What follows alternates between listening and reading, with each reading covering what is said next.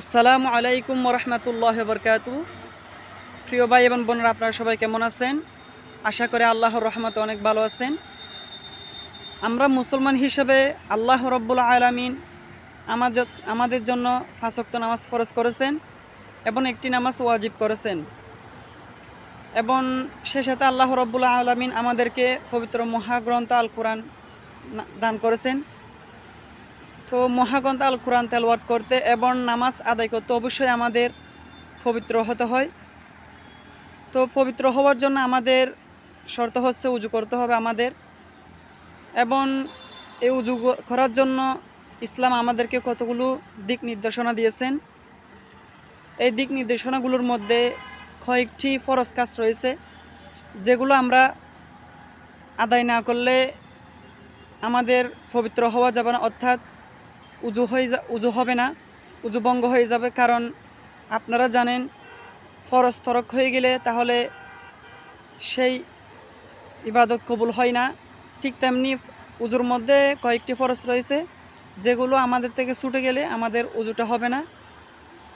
তাই আমি আপনাদের সামনে আজকে উজুর ফরজগুলো আলোচনা করব, এবং আপনারা চেষ্টা করবেন সব সময় উজুর ফরজগুলো মনে রাখার জন্য।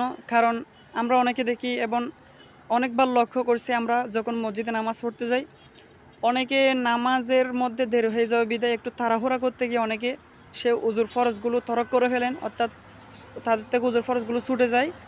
তো আপনারা একটু চেষ্টা করবেন যেন উজুর ফরজগুলো ছুটে না যায়, কারণ উজুর ফরজ ছুটে গেলে আর উজু হবে না। উজু না হলে তাহলে অবশ্যই আমাদের ইবাদতগুলো কবুল হবে না আল্লাহর কাছে। তো আমরা চেষ্টা করব উজুর ফরজগুলো সব সুন্দরভাবে ভালোভাবে আদায় করার জন্য। তো উজুর ফরজগুলো হচ্ছে, 1 নাম্বার, মুখমণ্ডল ধুতে করো, অর্থাৎ ভালোভাবে আপনি মুখ ধুয়ে ফেলবেন। এবং 2 নম্বরটি হচ্ছে 2 হাতের কোণা সহ পর্যন্ত ভালো করে ধুয়ে ফেলবেন।